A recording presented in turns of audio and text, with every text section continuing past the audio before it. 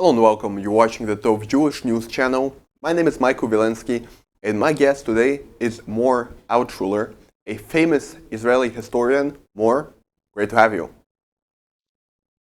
Glad to be here. Mor, recently you've published an article here in Israel, which was also published in English on the JNS site, where you're talking about new, previously unnoticed connections between the Palestinian ideology and the Nazi ideology. Would you please tell us what are these connections? How are these two ideologies really connected? Okay, allow me to point out that the article, the English version, was published in JNS, the Jewish News Syndicate, and it was written. The article was written with Shira Gera, a media woman. We worked together and wrote this article. In this article, we argued that not only there are historical connections between the Nazis and the Palestinian national movement, starting with, in the 20s and in the 30s,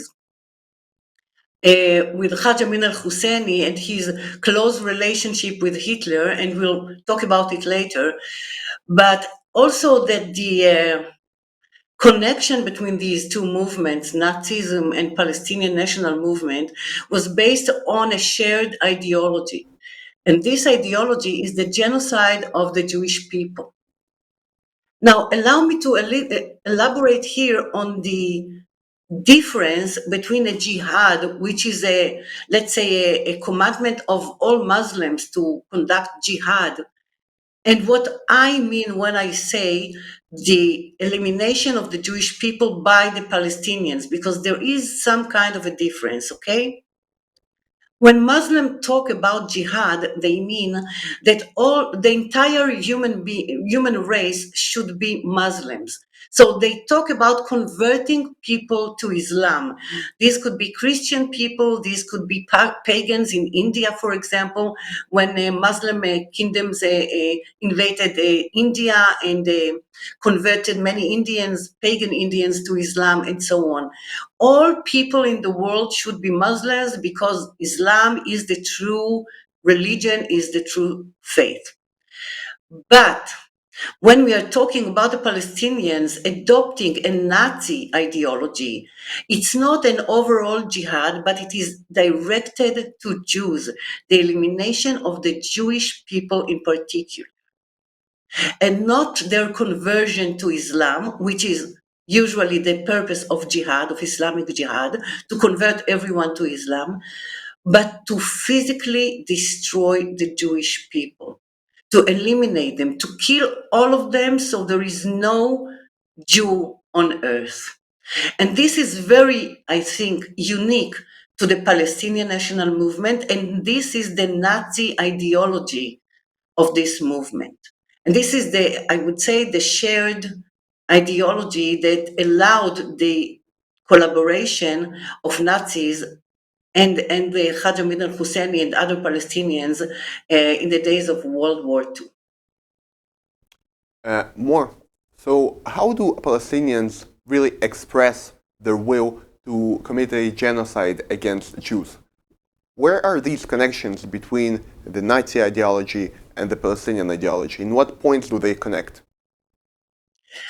So if I'm talking historically, as I said, there were many books written about the historical connections between the Nazi movement and the Mufti of Jerusalem and their plan to create an SS, a Muslim SS in the Middle East in order to eliminate all Jews in the Middle East should the Nazis occupy the Levant, our area. But I would like to concentrate, so this is not just historical connections, I would like to concentrate on the ideology, starting from President Herzog presenting Hitler's book, Mein Kampf, My Struggle, from Gaza. It was found in Gaza. The Arabic translation of this book was found in many houses in Gaza with footnotes of the readers, of the Hamas readers who were going into the depths of this book. But it's not just the historical connections. It is, as I said, the same ideology. And as I see it, it's I would say, almost a religious moment, or a non-religious, a moment of heresy, in which there is a ritual in the way the Jews are being killed both by the Nazis and by Hamas. They are killed in a ritualistic way, I would say in a Satan-like way. And the purpose of their killing and abusing, the abuse of the bodies of the Jews, is to dehumanize the Jews. So, in this way, to legitimate their killing and their destruction. And dehumanizing the bodies of Jews before they are killed, or abusing the bodies after they are dead, is typical both to Nazi Germany and to Hamas and to the Palestinians. And the purpose is dehumanizing the Jews, so it will be legitimate to kill them. But as we said in our article, it's not just the dehumanizing of the bodies of Jews to emphasize that they are not human beings, so they should be killed like dogs or something like that. There is something more about it, because Jews symbolize and represent in this world the belief that all human beings were created in the image of God. So mutilating the bodies of Jews is in fact rejecting or acting in heresy toward the idea that all human beings were created in the image of God. This is why we say that Hamas is a religious movement, but it's not a movement of believers. They don't really believe in this sublime idea that Judaism brought to the world, that all human beings were created in the image of God. They're not just erasing the human image of Jews before or after they kill them. They are hurting the very idea that all human beings were created in the image of God. This is why Hamas is heresy. Whether or not they call themselves religious people or believers, that's not the question. This is a movement of heresy, just as Nazism was. So, if I understand you correctly, you're saying that Hamas and all the genocidal, radical Palestinian ideologies are actually a revolt against God, right? And you also, in your article, pointed out a very interesting aspect that I think many people overlook when studying the relation of radical Islam and Jews. That we all know that the country that orchestrated the 7th of October massacre was Iran. And Iran, as we all know, they say that they have an Aryan origin, the same origin that the Nazis claim to have, right? Yes, exactly. So the Iranians, they are called Iranians because they claim to come from the race of the Aryans, the Iranians. And Nazi Germany was very, strong in the idea that the Germans were the sublime race, was the supernatural race, was the upper race in the world, and that they came from the same origin, the Aryan origin. So what connects the Iranians today to the Nazi ideology is this very idea that they are I would say, a sublime race, super race. They are beyond any other race, and the Jews, of course, represent the lowest race. They what they call the Semitic race, but they talk about Jews. They don't talk about Arabs, because they talk about Jews. Jews being the, how would I say it, not even human beings, so they don't deserve to live. Subhumans, right? Hmm? I'm saying Excuse me? subhuman. Subhuman. Yes, Jews are subhuman, while Aryans, both Nazis and Iranians, are superhuman. So they deserve to rule the world. They deserve to rule the entire universe.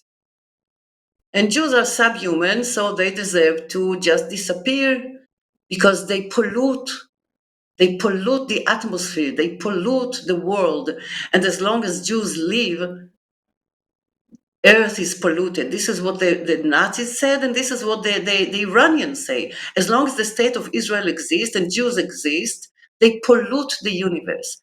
So this is a very, I would say, satanic ideology. It comes from the depths, the dark depths of the soul of both the Nazis and the Iranians and the Hamas. This is yes, satanic ideology. And this is why I believe that all human beings, all the people, that the decent people of the world should fight this satanic, and I wouldn't even call it nation, as they fought the Nazis. As they fought the Nazis. Because this ideology cannot rule the world. This is a danger to the safety of the world, not just the safety of the Jews. Mor, I want to ask you, how come a people that just lived here in Israel, because Arabs have been living here for quite some time, overnight accept such a hostile and such a, fanatic ideology that only wants to murder another people and to destroy them, making it their only goal? How does that really happen? You as a historian, can you explain us? Can you be more specific in your question? Yeah. What exactly? Well, how does a people overnight accept such a radical ideology towards another people, just wanting to the only thing they want is to destroy them?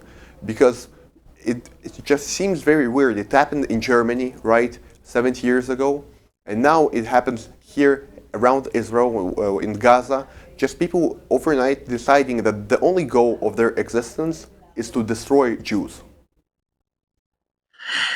I think that the 20th century, that we just, departed from the 20th century, let's say the world in post-World War II world, with liberalism, with capitalism, just went too far in their liberalism and allowed these Nazi seeds to flourish again under the cover of liberalism and human rights and all kind of beautiful slogans.